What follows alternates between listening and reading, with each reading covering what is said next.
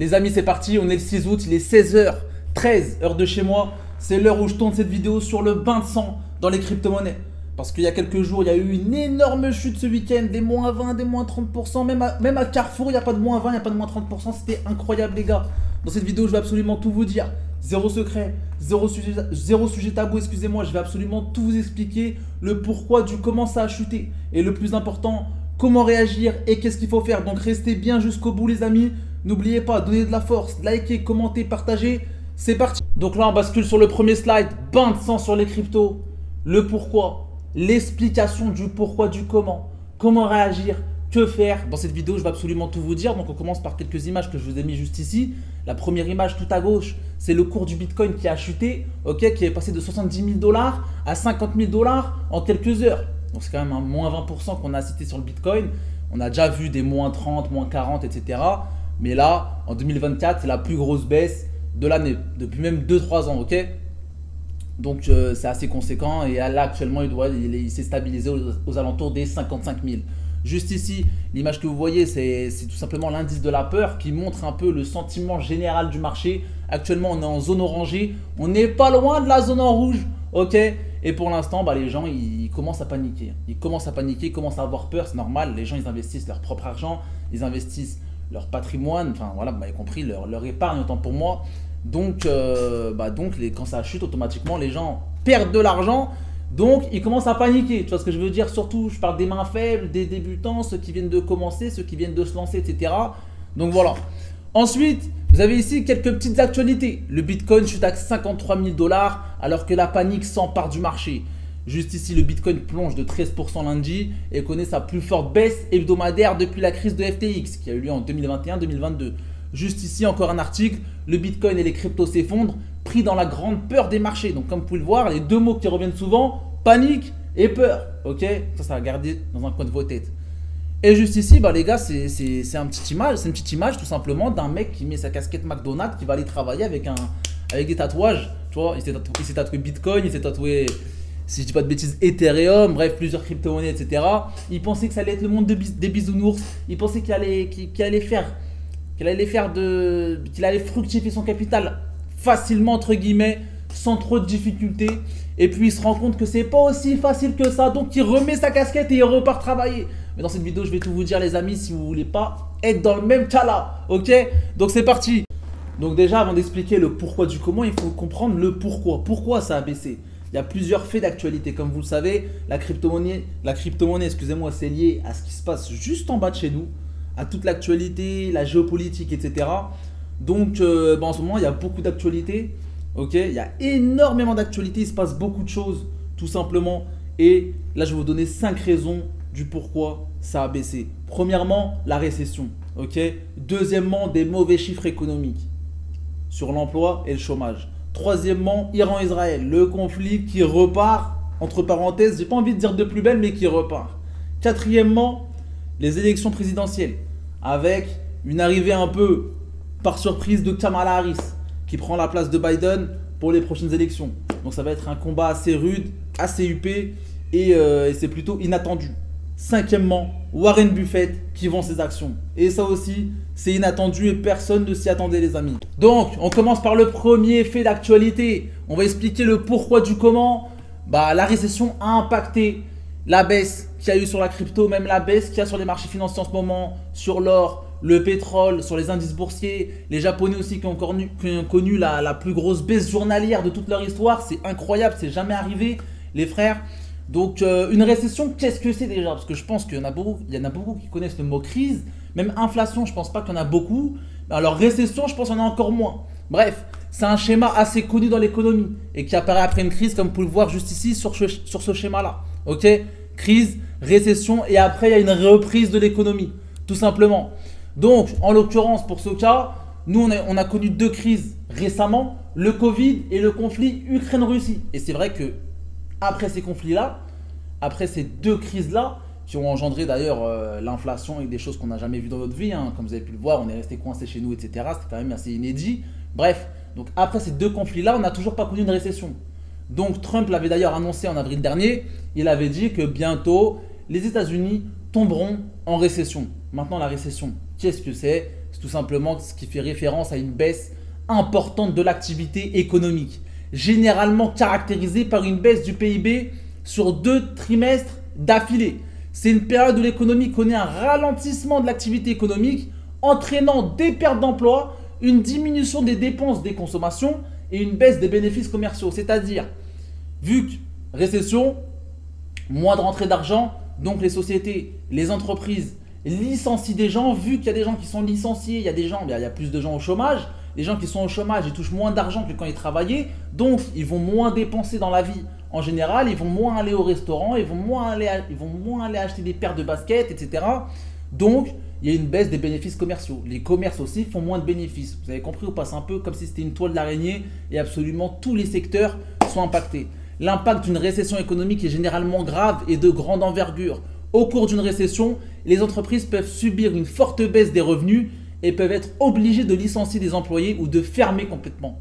Les taux de chômage augmentent, les dépenses de consommation baissent, entraînant une baisse des bénéfices des entreprises. L'impact se fait sentir dans tous les secteurs de l'économie, de la fabrication et du commerce de détail aux finances et à l'immobilier.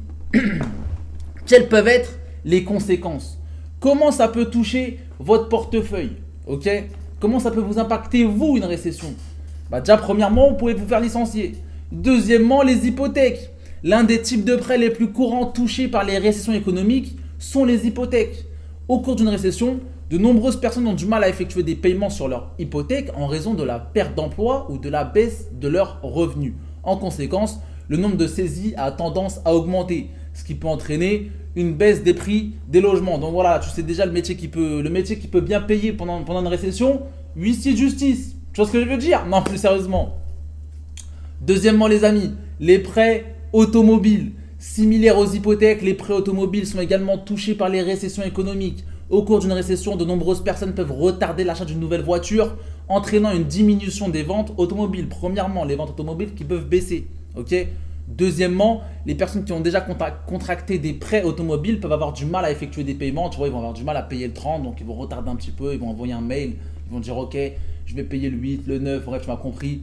Et donc, ce qui entraîne une augmentation des taux de charge. Tu vois ce que je veux dire? Tu as des pénalités. Donc en fait, c'est un cercle infernal. Tout simplement. Et sachant que quand on parle de prêts, d'hypothèques, etc., n'oubliez pas qu'aujourd'hui, il y a les crédits à la consommation. Aujourd'hui, même un téléphone, tu peux l'acheter à crédit, tu peux le payer en 12 fois. Tu vois ce que je veux dire? Troisièmement, les cartes de crédit. Les récessions économiques peuvent également avoir un impact sur les prêts des cartes de crédit. À mesure que les taux de chômage augmentent pendant une récession, de nombreuses personnes peuvent avoir du mal à effectuer des paiements sur leurs dettes de cartes de crédit. De plus, les sociétés des cartes de crédit peuvent resserrer leurs normes de prêt lors d'une récession, entraînant une baisse du nombre de personnes qui sont en mesure d'obtenir des cartes de crédit. Quatrièmement, les prêts étudiants. Les prêts étudiants sont un autre type de prêts qui peuvent être affectés par les récessions. Pendant une récession, de nombreuses personnes peuvent avoir du mal à trouver un emploi, ce qui fait en fait, ils viennent d'avoir leur diplôme, ils ont du mal à trouver un emploi, mais du coup, ils ne travaillent pas, ils ont du mal à payer leur crédit. Tu vois ce que je veux dire? Parce que ceux qui sortent de leurs études aux États-Unis, ils doivent payer encore 5 ans, 10 ans, 15 ans par rapport à leur prêt étudiant. Tu vois ce que je veux dire? Donc en fait, ils sont déjà endettés. Ils sortent de l'école, ils sont déjà endettés, tout simplement. De plus, le coût de l'éducation peut augmenter pendant une récession, entraînant une augmentation du montant de la dette de prêts étudiants que les individus contractent. Donc voilà, premièrement, c'est la récession qui plane au-dessus de nos têtes, qui plane au-dessus des États-Unis, qui plane au-dessus automatiquement des autres pays, tout simplement. Et pour l'instant, ça plane au-dessus de nos têtes, mais pour l'instant, on n'est pas encore en récession. Par contre, si les prochains chiffres du PIB sont mauvais, ça pourrait être la catastrophe. Donc voilà concernant la récession. Deuxième raison, les amis, les mauvais chiffres économiques. Vendredi dernier, donc vendredi 2 août, il y a eu le NFP. Le NFP, c'est une annonce économique qui sort tous les premiers vendredis de chaque mois. C'est des chiffres sur l'emploi plus précisément. Comme vous pouvez le voir juste ici, c'est le salaire horaire moyen, création d'emplois dans le secteur non agricole et le taux de chômage. 3 chiffres qui sont vraiment scrutés à la lettre. Manque de peau. Les chiffres qui sont sortis, ils sont sortis vraiment à la baisse par rapport aux prévisions. Donc 114 000 au lieu de 176 000 excusez-moi, de création d'emplois dans le secteur non agricole. Donc il y a eu une grosse baisse. Et la dernière fois qu'on était à 114 000, c'était en 2021. Tu vois ce que je veux dire? Donc 3 ans en arrière, 2021 égale Covid. Donc c'est vraiment un très très mauvais chiffre. Et il y a aussi eu le taux de chômage qui est monté, qui est passé de 4,1 à 4,3. La dernière fois qu'on était aussi haut, c'était aussi en 2021. Bref, c'est des mauvais chiffres pour l'économie, c'est un mauvais signe pour l'économie. Comme je vous l'ai dit, il manque plus qu'on ait des mauvais chiffres sur le PIB et c'est la catastrophe. Troisième raison les amis, Israël, Iran, Call of Duty dans la vraie vie. Regardez, je vais décaler un petit peu ma caméra. Regardez un petit peu les visus que je vous ai mis. Les frères, c'est réel, hein. Juste ici, il y a le chef du Hamas, ok, enfin l'ancien chef du Hamas. Aujourd'hui, il est sous terre, il fait du ping-pong avec Tupac. Bref, on a Call of Duty. Bref, voilà, ici, on a plusieurs images. Je reviendrai dessus juste après, les amis. Ok, donc, Israël, Iran, Call of Duty dans la vraie vie. Le conflit est reparti, car Israël a tué le chef du Hamas qui était en déplacement en Iran. Tu te doutes bien que déjà là, il y a un problème. Ils ont tué une grosse tête en Iran. Iran, Israël, c'est pas les meilleurs amis du monde. Ok. Pour les Occidentaux, là je rajoute un petit astérix. Pour les Occidentaux, donc pour les Européens, pour les Français, pour ceux qui regardent BFM TV, pour ceux qui regardent France 2, etc. Le Hamas, c'est un groupe terroriste. Pour le reste du monde, c'est juste un groupe militant qui est là pour défendre ses terres. C'est pour ça, je vais vraiment insister sur ce point. Il faut faire attention à la manipulation des médias. Il faut toujours diversifier ses sources. Et il faut faire attention à ce qu'on écoute et à ce qu'on regarde. Ok. Bref. Du coup, suite à cette attaque, suite à l'assassinat du chef du Hamas, l'Iran menace de représailles Israël avec de multiples messages sur Twitter. On le voit bien juste ici, regardez. Je vais vous zoomer cette image tout simplement. Regardez, il pose des messages énigmatiques un peu comme ça. Loading, 97%. C'est pour ça que j'ai mis le truc Call of. Tu vois ce que je veux dire? Parce qu'on dirait un peu un jeu vidéo, tu vois ce que je veux dire? Donc voilà, il menace sur Twitter, ok. Attention, faire durer l'attente pour faire peur à Israël, ok, pour installer un climat un peu d'attente, de menace, etc. pour être une stratégie, car pour l'instant, comme je l'ai dit, ils n'ont toujours rien fait. Mais ça pourrait être une stratégie. Mais ce conflit aussi plane sur nos têtes, ok. Ce conflit plane sur nos têtes. D'ailleurs, sur YouTube, vous pouvez voir, il y a des médias qui font des lives, qui posent une caméra à la frontière entre le Liban et Israël. Ça filme H24 la frontière pour voir s'il y a des bombes qui passent, s'il y a des explosions, etc. Et sur ces lives, il y a 30 000, 40 000, 50 000 personnes. Et il y a aussi des traders, je tiens à le signaler, bien évidemment. Quatrième raison, les élections présidentielles aux États-Unis. C'est clairement l'actualité du moment. Pour vous la faire courte, Trump, il était en train de gagner face à un Biden sur le déclin. Biden, il n'arrivait plus à marcher, il était plus en forme. 2 plus 2 égale 8. Tu vois ce que je veux dire? Donc voilà, Biden, il était mort, il était en train de se faire éteindre par Trump et c'était un peu trop facile. N'oubliez pas aussi la tentative d'assassinat qui a eu lieu sur Trump il y a quelques jours, il y a quelques semaines, ce qui rend cette élection encore plus forte, encore plus symbolique, encore plus suivie. Bref, Biden a reçu des pressions de son parti et ils l'ont mis out. Ils l'ont remplacé par Kamala Harris, qui est beaucoup plus jeune, tu vois, qui est beaucoup plus déterminée, etc. Et ça pourrait être la première femme présidente des États-Unis, si jamais elle est élue. Ok. Donc, c'est un peu un coup de massue, c'est un peu l'inattendu, personne ne s'y attendait. Ok. Et elle est fortement remontée dans les sondages. Pour l'instant, elle est au coude à coude avec Trump. Et ça aussi, pour l'instant, c'est de l'incertitude, c'est du doute, beaucoup de questionnements. Et la bourse et la crypto n'aiment pas l'incertitude. Parce que l'incertitude, c'est la peur. Comme on l'a vu au début, c'est la peur, c'est la panique. Ok. On ne sait pas trop où on va. C'est ça l'incertitude, c'est qu'on ne sait pas trop où on va. C'est qu'on se pose beaucoup de questions. Il y a beaucoup de points d'interrogation et pas assez de réponses. C'est pour ça que les investisseurs ont peur. Tout simplement du mot peur et de la panique. Ok. Donc voilà, Kamala Harris qui est revenue en force dans les sondages, qui joue au coude à coude avec Trump. Et moi, j'ai hâte de voir les prochains débats télévisés entre les deux. Parce que je pense pas que Trump il va gagner si aisément que ça face à une femme, un débat, hein, je te le dis. Bon, plus sérieusement, la date qu'il faut retenir dans votre tête, c'est le 5 novembre 2024. Toujours surveiller l'actualité parce qu'il se passe toujours des choses concernant, enfin voilà, aux États-Unis. Toujours Trump, il envoie des messages sur son réseau social Trust. Voilà, sur Twitter aussi, n'hésitez pas à suivre l'actualité. Et juste ici, je vous mets les prochains grands rendez-vous qui vont arriver par rapport aux élections. Tout simplement, courant août, il y a un procès de Trump pour la fraude aux grands électeurs en Géorgie. Du 19 au 22 août, il y a une convention nationale à Chicago. Septembre-octobre, il y a 3 débats télévisés entre les deux candidats. Ensuite, le 5 novembre, élection présidentielle. Et le 20 janvier 2025, investiture du 47e président. Ça veut dire le président ou la présidente qui va être élu. Tout simplement, le 20 janvier, elle pourra s'asseoir sur le bureau à la Maison Blanche et se dire « Ah, c'est moi, c'est moi ». Bref, donc voilà concernant les élections présidentielles et bien évidemment que ça a impacté les marchés financiers. Bien évidemment que ça aussi, ça joue dans la baisse des cryptos et la hausse aussi. Parce qu'on l'a vu, Trump quand il a parlé lors de la conférence sur le Bitcoin. Donc ouais, je disais, il s'est limite prosterné devant le Bitcoin, non plus sérieusement. Il était vraiment très sérieux. Voilà, il a vraiment envoyé des beaux messages concernant le Bitcoin. Au début, il a fait monter, après il l'a refait baisser. Bref. Donc voilà, on connaît Trump. On a suivi un peu sa précédente présidence. Ok. Et on sait que c'est un personnage un peu qui aime bien jouer avec le feu, qui aime bien faire bouger les marchés financiers. Donc c'est un personnage Moi, je prends vraiment du plaisir à suivre ce personnage sur les réseaux sociaux parce que c'est un personnage à lui tout seul. C'est une planète à lui tout seul. Et il est vraiment fou. Vous voyez ce que je veux dire? Cinquième raison, les amis, Warren Buffett qui vend ses actions. Et c'est un peu, ça aussi, c'est inattendu. Et il en a vendu beaucoup. Et ce qu'il fait, c'est scruté par le monde entier. Pourquoi? Parce que Warren Buffett, c'est le plus grand investisseur du monde entier. C'est le plus connu. C'est le plus suivi. Vous voyez ce que je veux dire? Bref, grâce à des investissements en bourse, il devient milliardaire dans les années 1980. Fortune estimée à 134 milliards de dollars. Je ne sais pas si vous imaginez. C'est pas 1 million, c'est pas 10 millions, c'est pas 100 millions, c'est pas 1 milliard. C'est 134 milliards de dollars. Juste imagine, devant chez toi, tu peux mettre combien de billets de 100? Je pense que tu peux remplir tout un pays. Bref, plus sérieusement, il est directeur d'une société de Berkshire Hathaway depuis 1970.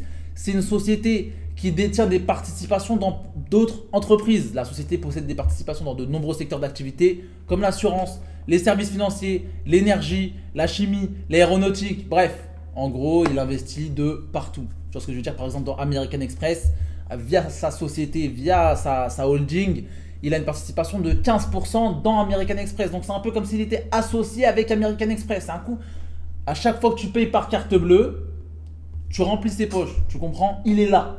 Pareil pour Apple, il a 5,8% des parts. C'est incroyable. Pareil pour Delta Airlines. Ça veut dire à chaque fois que tu vas aux States, tu prends un vol. Tu vois ce que je veux te dire? Et voilà, tu remplis sa poche. T'as capté? 9%. Il a 9% des parts. Pareil pour Kraft Heinz. Ça veut dire à chaque fois que tu achètes de la mayonnaise, t'as vu, à chaque fois que tu achètes des sauces, des trucs, tu remplis ses poches. Il a 27% des parts. Bref. Et lui, il est connu aussi parce qu'il a investi dans McDonald's avant tout le monde. Il a investi sur Apple en 2016, etc. Donc, c'est comme ça qu'il est vraiment connu. Voilà, et c'est pour ça qu'il est vraiment suivi. Ok? Donc, comme je vous l'ai dit, c'est l'investisseur le plus connu du monde qui est sorti du marché. Et la moitié de ses actions Apple. Il a vendu la moitié de ses actions Apple. Donc, attention. Ok? Ça, entre guillemets, ça peut être interprété comment? C'est-à-dire que pour lui, le marché, il peut être surévalué. En gros, il a acheté en bas en 2016 et il est sorti tout en haut quelques années plus tard en 2024. Il est sorti là, il y a quelques semaines. Ok? Donc, c'est exactement ce qu'il faut faire. C'est exactement ce qu'il faut faire. Acheter en bas et vendre en haut. Tu vois, parce qu'il y en a beaucoup qui achètent en bas, il n'y en a pas beaucoup qui vendent en haut. Il y en a beaucoup qui achètent en haut et qui pensent que ça va monter plus haut et au final ça baisse et après ils vendent en bas en perte. Tu comprends?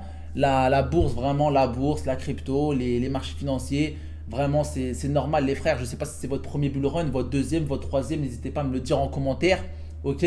Mais si c'est votre premier, c'est normal ce genre de baisse là. Justement, on en vient. La baisse du moment. Certes, c'est une grosse baisse. Quand on voit ce genre de screen que j'ai screené, donc c'était ce week-end. Ok, actuellement les prix sont remontés, tant mieux pour vous. Regardez, Solana à 116 $, le Bitcoin à 51 000, Ethereum à 2200, Injective à 14, le WorldCoin à 1,45. Bref, vraiment des très grosses baisses avec des moins 15, moins 22, moins 18, moins 21, moins 25, comme vous pouvez le voir. Et il faut savoir que ces grosses baisses-là, c'est un excellent signe. Déjà, le Bitcoin, certes, il est à 50 000, mais n'oubliez pas, il y a encore quelques mois, il y a encore un an, il était à 30 000, 15 000 même, il était à 15 000, tu vois ce que je veux dire? Là, 50 000, franchement, ça va. Il est juste passé de 70 000 à 50 000, tu vois ce que je veux dire? Tout simplement, donc c'est tout à fait normal. Dans chaque bull run, il y a des grosses baisses. Je peux vous citer quelques exemples. En 2018 et en 2021, dans chaque bull run, il y a des grosses baisses. Ok, les baisses sont essentielles au marché et au bon déroulement du marché et au bon déroulement d'une tendance haussière. C'est essentiel, c'est nécessaire, j'ai envie de vous dire. Donc regardez, par exemple, là je vous ai sorti le graphique du Bitcoin. Ok, là on est en 2020 tout simplement. Le 9 mars 2020, il était à 6 000 $. Regardez ici, 19 avril 2021, donc un an après, il est à 64 000. Regardez, il touche les 64 000. Bam! Regardez, c'était quand? 5 avril. 7 juin, 30 000. Divisé par 2. Regardez ici. On est le 21 juin. Ici, 22 novembre. Quelques mois après, nouveau ATH. On part de 30 000. On fait encore un x2 et il monte jusqu'à 70 000, quasiment 69 000 pour être précis. Donc voilà, il avait fait. Donc là, on est d'accord, c'est un moins 50%. C'est quand même une très très grosse baisse. Je ne sais pas si c'est un moins 50%, voire plus. Je vais prendre tout simplement les prévisions. On va tracer ça. Ah ouais, les gars, c'est quand même incroyable. Ouais, c'était ça, moins 54%. Ok? Donc c'est tout à fait normal. Donc là, quand je vous dis que pour moi, moins 15%, moins 20%, moins 18%, c'est rien, c'est vraiment rien. Mais profitez-en parce que quand le Bitcoin il chute, les altcoins, ça chute encore plus. Ça chute encore plus. Il y a vraiment un gros potentiel. Ça, on en parlera juste après, les amis. Ok? Bref, il faut savoir que dans les phases de baisse, les phases de grosse baisse, c'est pour faire peur au marché, c'est pour faire peur aux investisseurs. N'oubliez pas le mot peur, le mot panique. Ok? Pourquoi il faut faire peur au marché? Parce que les mains faibles vont sortir. Elles vont être obligées de sortir. Pourquoi? Parce que les mains faibles n'auront pas le mental, n'auront pas la psychologie, n'auront pas la patience nécessaire. Ok? Les mains faibles, ça peut être des débutants comme des experts. Parce que je vous le répète encore une fois, tout se joue au mental. Si tu as trop investi et que tu es dans le rouge plus que prévu, si tu perds plus que prévu, si tu perds trop, tu pourrais tenter de sortir pour sécuriser les fonds restants. Ok? Et c'est là que tu te fais avoir. Attention, à l'instant T, ça peut être une très bonne décision, mais sur du long terme, la donne pourrait changer. Donc voilà, il faut savoir résister à ce genre de période. Pour résister, il faut déjà se former premièrement. Il faut regarder des vidéos sur YouTube, il ne faut pas investir à l'aveuglette et il faut avoir des convictions. Il faut croire aux projets sur lesquels tu investis. Si tu ne crois pas aux projets sur lesquels tu investis, si tu investis par exemple sur le Solana, mais tu ne sais pas en quoi ça consiste le Solana et qu'il baisse, eh ben, tu vas dire vas-y, nique sa mère, je sors. Parce que tu ne sais pas vraiment c'est quoi le potentiel, tu ne sais pas jusqu'où il peut monter, tu ne sais pas tout ce qui se passe. Tu comprends? Voilà. Donc voici les questions que la plupart des mains faibles pourraient se poser lorsqu'il y a des grosses baisses. Si tu te poses ce genre de questions, sache que de 1 c'est normal, mais de 2 c'est que tu pourrais être une main faible. Main faible, ça veut dire que tu n'as pas forcément la meilleure psychologie, le meilleur mental, ok? Et la meilleure patience nécessaire. Bref, les questions qu'une main faible pourrait se poser. Est-ce que tu penses que ça va encore baisser? Mais pourquoi ça baisse autant? T'es sûr qu'il faut racheter maintenant? Vaut mieux pas attendre. Vaut mieux pas sortir et racheter notre crypto. Les mains faibles, c'est normal. Avec du temps. Avec du rouge et en perdant de l'argent, c'est comme ça que vous allez apprendre. C'est tout à fait normal. Ok? Donc voilà. Mais tout ça pour vous dire qu'en gros, les baisses sont nécessaires au marché financier parce que déjà de 1, un arbre ne touche jamais le ciel comme on le dit. Et deuxièmement, pour qu'on puisse monter encore plus haut, il faut connaître des grosses baisses. Tout simplement parce que si ça ne faisait que monter, ça serait trop facile, ça serait trop simple. Et la bourse, c'est tout sauf facile et c'est tout sauf le monde des bisounours. Hein. On ne marche pas sur des cookies. Et sur le mur, il n'y a pas des dragibus. Tu vois ce que je veux dire? Voilà. Donc vraiment, un bull run, c'est constitué de tendances haussières, c'est constitué également de tendances baissières avec des grosses baisses beaucoup plus agressives. N'oubliez pas aussi la grosse citation qui est assez connue dans ce monde-là. Voilà. Quand on monte, on prend l'escalier et quand on baisse, on prend l'ascenseur. Les montées sont plus lentes, entre guillemets, tu vois, ça prend un peu plus de temps. Mais les descentes, ça prend vraiment l'ascenseur et ça peut faire flipper certaines personnes. Tout simplement. Donc maintenant, on va regarder les crypto-monnaies. On va regarder le cours actuel, ok? Et on va surtout regarder les objectifs potentiels par rapport à un prochain bull run, ok les amis? Donc c'est parti. Ici, vous avez tout simplement mon top crypto, ok? Bitcoin, Ethereum, Solana, Injective, Avax, Arbitrum, Sei, WorldCoin, Bonk, TAO, Rio, Kaspa. Tout ça, c'est mon top crypto. Bref. Donc, on va commencer par le Bitcoin. Bah, déjà, premièrement, voilà, certes, il a bien baissé. Certes, c'est une très très belle correction. Est-ce que je le vois encore plus baisser? Franchement, si vraiment on compare ce qui s'est passé par rapport à 2021, là, il allait toucher les 73 000. Les frères, il peut baisser encore jusqu'à 37 000. Hein. Il peut faire son moins 50% normal. Hein. Il peut baisser encore jusqu'à 37 000. Ça ne m'étonnerait pas. Ça correspondrait à 50% de tout ce mouvement-là. Ça ne m'étonnerait pas. Dans la crypto, tout est possible. Ok. Deuxièmement, Ethereum à 2400 $. Je vous mens pas, c'est un très bon prix. Franchement, c'est un très bon prix. Il y a encore il n'y a pas si longtemps que ça, il est à 4000. Donc là, si tu l'achètes, tu peux faire un x2. Et le monde entier sait qu'il va monter à 10 000 $. Franchement, c'est l'objectif que le monde entier vise. Voilà. Déjà 5000, ça serait déjà énorme. Ce serait son nouvel ATH. Mais moi, je pense qu'il peut aller chercher 10 000, voire 12 000 $ sur ce bull run. Ok. Ensuite, on a le Solana. Le Solana, comme vous le savez, très très grosse crypto-monnaie. Ok, on n'était pas loin d'un nouvel ATH. Ok, en mars dernier, on était à 210 $. Actuellement, on est à 138 $. C'est un très bon prix. Si il y a encore quelques jours, là, quand on était à 200 $, si je t'avais posé la question, si jamais le Solana il redescend à 130 $, tu fais quoi? Tu m'aurais dit, je rachète tout de suite. Tu ne te serais même pas posé la question. Tu m'aurais dit, dès qu'il descend à 130, je rachète. Bah, il est à 130, fais-toi plaisir. Plus, regarde le graphique, on est sur un très très beau support. Les objectifs potentiels sur le Solana, on peut aller chercher les 250 à minima, ok. Puis ensuite 300, 400, 500 $, bien évidemment, avec un point de vue objectif et réalisable, ok. Je ne vais pas commencer à vous dire des 2000, des 3000, des 4000 $. Tranquille les gars, tranquille. Même 1000 $, ça m'a l'air un peu impossible, ok. Mais c'est faisable, dans la crypto, tout est possible. Sachant que c'est l'une des plus grosses crypto-monnaies qui a résisté à 2 bull run. Il n'y a pas beaucoup de cryptos qui ont résisté à 2 ou 3 bull run, tu vois ce que je veux dire. Le Solana, c'est seulement son deuxième bull run. Le Solana, elle existe depuis 2021. Elle n'était pas là en 2018. Ok. On a aussi Injective. Alors Injective, je l'ai acheté à 30, il est à 15. Je suis en perte, je suis en divisé par 2. Donc si vous voulez rentrer, c'est le meilleur moment.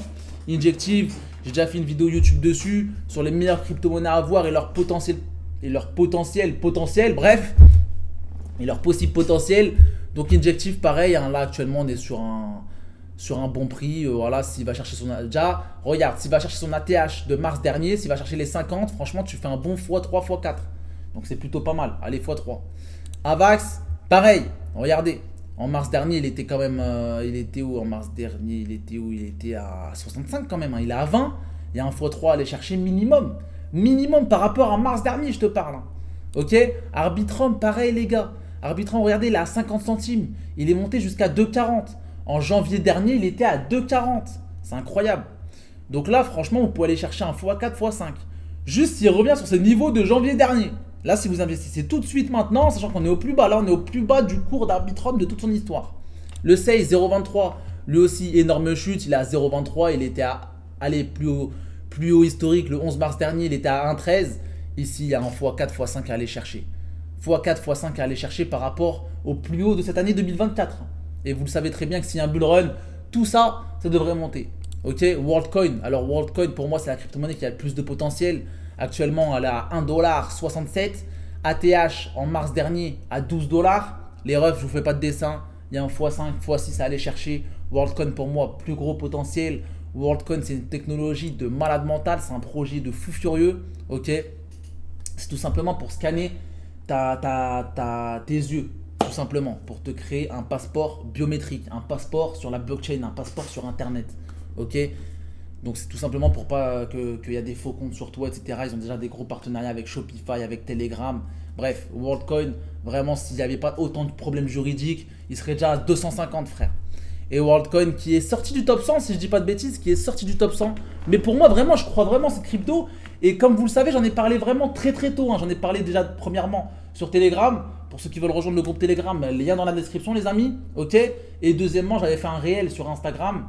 Et j'étais l'un des premiers à en parler. Hein. C'est-à-dire dès que c'est sorti, moi je suis allé me faire scanner la rétine. Ok. Parce que déjà de 1, j'en ai rien à foutre. Alors là, ils vont rien faire avec ma rétine. De 2, pour ceux qui sont parano, vous croyez qu'Apple, ils connaissent pas votre vie? Bah oui les amis, je passe du coq à l'âne. Vous croyez à Apple, ils connaissent pas votre vie? Quand tu parles d'un sujet et que 2 jours après, tu as une pub dessus, tu crois que c'est du hasard? Jamais de la vie, cousin. Les micros, ils sont activés, t'inquiète pas, ils connaissent toute ta vie. Bref, c'est un autre sujet. Donc ouais, WorldCoin, franchement, grosse baisse. Il faut être solide pour résister. Il faut être très solide. Imagine, tu as acheté ici à 9. Putain, les gars, il est à 1,67. Là, tu fais 9 divisé par 1,67. Je sais pas, ça fait combien? Ça fait du divisé par 5. Du divisé par 5. Ça veut dire que tu as posé 1000 euros, il te reste 200 euros là. Si jamais tu as investi à 9. Ok. Donc voilà. Là, inutile de vous dire que c'est le meilleur moment. WorldCoin, c'est une crypto qui est née en 2023. Elle a fait pour l'instant 0 bull run. Ok. Ça va être son premier si jamais elle continue d'augmenter. Si jamais elle va taper les 12. Ça va être son premier, tout simplement. Et donc, juste après, on a le Bonk. Mon meme coin favori. Le Bonk. Franchement, pour un meme coin, il est vraiment solide. Pour un meme coin, il est solide. À chaque fois, comme vous pouvez le voir, il fait des nouveaux ATH. Et le Bonk, en fait, il est relié au Solana. Tout simplement, il est corrélé positivement au Solana. Ok. Et le Bonk, pour ceux qui ne savent pas, c'est le premier meme coin sur Solana. Tout simplement, les amis.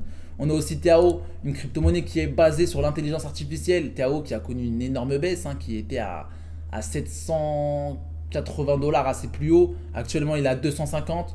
Je vous fais pas de dessin. Pour moi, c'est une crypto qui a énormément de potentiel. Pour moi, c'est une crypto qui peut taper les 1000, 1005, 2000. TAO, ils ont une grosse fanbase sur Twitter.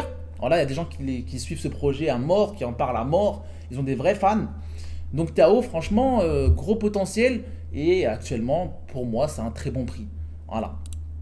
Ensuite, on a Rio, bien évidemment. Le Rio, regardez bien ce qu'il avait fait en avril dernier, en mars dernier. Il avait fait une montée totalement incroyable, les gars. Il était monté, le 6 février 2023, il était à 12 centimes. On va regarder comment il est monté. Ok. Grosse montée, les gars. Jusqu'à, on va dire du 18 mars, il est passé de 82 centimes jusqu'à 3,31. Donc c'est bon signe. Ça montre qu'il y a des gens qui se sont intéressés à ce projet. Ok. Ça montre qu'il y a eu beaucoup d'investisseurs d'un coup. Il y a eu une grosse hype. Donc là, il est redescendu. Il a perdu toute la hype. Enfin, pas toute la hype. Il a perdu toute la hausse qu'il a faite en rapide. Tout simplement, il est passé de 3,28 à 1. Actuellement 0,92. Donc franchement, là, si tu l'achètes maintenant, tu peux aller chercher ton x3. Sachant que Rio, il a un gros potentiel. Pareil, ils ont une grosse fanbase. Ok. Et puis voilà pour mon top crypto. On a aussi le Kaspa. C'est un autre sujet, le Kaspa, regardez bien, c'est l'une des cryptos qui résiste le plus à la baisse. On le voit bien. Il a juste fait une mèche, il a quasiment tout récupéré. Même il y a zéro baisse. Franchement, c'est incroyable le Kaspa. On en parlera un peu plus en détail. On ira visiter une mine, enfin une ferme de minage, excusez-moi, sur le Kaspa. Ok les gars? Bon, maintenant qu'on a compris le pourquoi du comment, la baisse, le potentiel possible, excusez-moi. Maintenant, je vais vous dire qu'est-ce qu'il faut faire lorsque ça baisse. Déjà, premièrement, ce qu'il faut retenir, tu as vu, je sais pas, écrivez-le en gros sur votre mur, prenez un stabilo, écrivez-le en gros, il faut acheter en bas et vendre en haut. Si pour vous, j'ai bien dit si pour vous, on est en bas, on est sur des chiffres intéressants, si vous jugez que c'est le bon moment, allez-y. Si vous jugez pour vous que c'est le bon moment, que c'est un bon prix, allez-y. C'est comme si demain tu vas au Auchan, tu vois une Play 5, tu la vois à 500 $, à 500 €. Et le lendemain, tu la vois à 300 €. Si tu penses que c'est une bonne affaire, tu vas l'acheter, on est d'accord. Et bah c'est pareil pour la crypto. D'abord, il faut t'écouter toi avant de m'écouter moi. Moi, je suis juste là pour t'apprendre des choses que tu ne connais pas, pour t'apporter des faits, pour t'expliquer un peu, voilà, pour t'apporter mon expérience, toutes mes connaissances, etc. Mais il faut t'écouter toi. Parce qu'au final, c'est toi devant les écrans. Au final, c'est ton argent. C'est ta façon de penser, c'est ta mentalité, c'est ta psychologie, c'est ta patience. Tu vois pas? On n'est pas ensemble là. Certes, on est ensemble, mais devant les écrans, on n'est pas ensemble. Tu vois pas? Voilà. Donc, il faut vous écouter vous. Si pour vous, je vous le répète encore une fois, on est en bas sur des chiffres qui vous intéressent et si vous jugez que c'est le bon moment, allez-y. Investissez par palier encore une fois. Ok? Parce que il ne faut pas investir à chaque fois que ça baisse. Parce que sinon, si ça continue de baisser, vous êtes mort. Hein, vous allez investir à chaque fois que ça baisse. Imagine, imagine, il n'y a pas de bull run. Bah, tu es mort dans le film, tout simplement. Donc voilà, il faut investir intelligemment. Il faut investir par palier. Il ne faut pas investir à chaque fois que ça baisse au hasard. Non, il faut avoir des objectifs. Par exemple, tu vois que le Solana il est à 200 $. Tu te dis, ok, à 150, je rachète. Mais tu as vu quand il descend à 150, faut pas te dire, allez, j'attends qu'il descende à 140. Non, à 150, il faut racheter. Il faut respecter tes objectifs. Objectif, zéro regret. Si tu t'es dit 150, c'est pas pour rien. Il faut respecter cet objectif de prix d'entrée, tout simplement. Donc voilà, tu peux te dire par exemple, ok, aujourd'hui le Solana il a 200 $, je vais attendre qu'il baisse à 150. S'il baisse à 150, je rachète. S'il baisse à 100, je rachète, mais je ne rachète pas avant ni après. Tu comprends? Voilà. Et si jamais il baisse en dessous de telle zone, je vends tout. Tu comprends? Il faut aussi envisager des scénarios catastrophes. Tout est possible dans le monde de la crypto. Bien évidemment, c'est moins possible sur les plus grosses cryptos du marché comme le Bitcoin, Ethereum et Solana, etc. Même si le Solana, inutile de vous le rappeler qu'en 2021, en 2022, il était à 250 $ et puis après il est descendu jusqu'à 10 $. C'est juste pour vous montrer la puissance de la crypto. Et aujourd'hui, regardez bien, il est à 138. Il y a encore quelques jours, il était à 200. C'est pour vous montrer la puissance. Et tout ça sans effet de levier. Tout ça, c'est en spot. Il y a énormément de volatilité. Il y a de l'argent à faire sans effet de levier. Juste investi, t'attends. C'est tout. Ok? Donc, là, je vais vous donner aussi quelques conseils qui pourraient vous être utiles, qui pourraient changer votre vie, qui pourraient vous impacter. Bref, investir premièrement ce que vous êtes prêt à perdre. C'est une phrase certes bateau, mais c'est réel. Il faut investir ce que vous êtes prêt à perdre. Parce que si vous investissez plus que ce que vous êtes prêt à perdre, tout simplement, si ça baisse, si vous perdez un peu trop, et bah là, c'est votre mental, c'est votre psychologie qui risque de faillir. Si vous n'investissez pas assez, au contraire, vous allez vous en battre les couilles. Vous n'allez pas être investi, vous n'allez pas regarder des vidéos sur YouTube, vous n'allez pas être impliqué. Vous comprenez? Donc il faut investir ce que vous êtes prêt à perdre, mais il faut investir aussi une somme conséquente. Enfin, une somme conséquente par rapport à vous, par rapport à votre budget. Deuxièmement, ayez des convictions. Croire au projet, en sa technologie, au potentiel, etc. C'est important d'avoir des convictions parce que comme je te l'ai dit, si une crypto-monnaie elle chute, que tu as investi dessus juste parce que ton pote il l'a dit, mais que tu ne sais pas vraiment ce que c'est, tu ne connais pas vraiment la technologie, le projet derrière, les fondateurs, etc. Vu que tu ne crois pas en quelque chose, bah tu vas esquiver, tu vas sortir, tu vas dire nique sa mère, je vais aller sur une autre crypto. Et aussi, très important, ne vous posez pas trop de questions non plus. Ceux qui se posent trop de questions, on peut les mettre dans le camp salope, dans le camp main faible. Excusez-moi du terme, hein, le camp salope, c'est pas vraiment péjoratif. C'est juste pour dire en gros que voilà, t'es une main faible, tranquille, vous m'avez compris. Bref, donc, regardez, je vais vous reposer la question de la fin. Il y a 4 jours, le Solana, il était à 200 $. Si je vous avais posé la question, qu'admettons demain il revient à 130 $, qu'auriez-vous fait? Hein? Vous m'auriez tous répondu d'acheter sans aucune hésitation. Sur ce, je vous laisse les amis, j'espère que vous avez kiffé cette petite vidéo. N'hésitez pas, likez, commentez, partagez, donnez de la force. Une seule main n'applaudit pas. Merci à vous.